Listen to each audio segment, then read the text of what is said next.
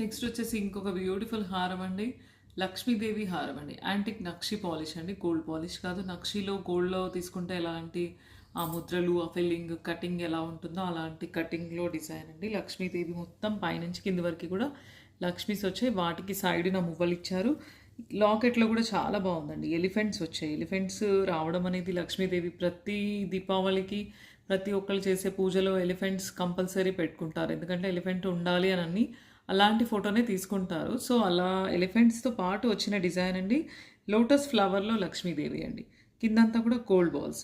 So beautiful Lakshmi is paired with elephants and lotus flower అండి. చాలా బాగుంది. 3D ఎంబోజింగ్ అండి. చాలా ఫిల్లింగ్ కూడా, వెయిట్ కూడా అసలు 1 గ్రామ్ గోల్డ్ మెటల్ అయినా కూడా వెయిట్ కూడా అలాగే ఉంది.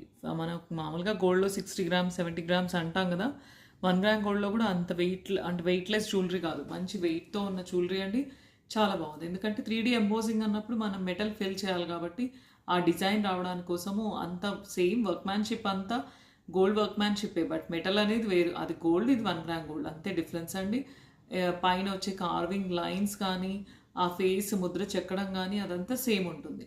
సో ఇది 1 గ్రామ్ గోల్డ్లో బ్యూటిఫుల్ హారం అండి. యాంటిక్ నక్షి లక్ష్మీదేవి, దట్ బ్రాడ్ డిఫరెంట్ టైప్లో ఉన్న పెండెంట్తో విత్ బుట్టాస్ వస్తుందండి.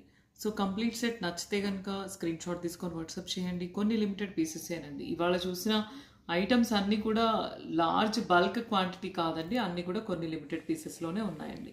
ఓకేనా, నెక్స్ట్ ఇంకో డిజైన్ చూద్దామండి.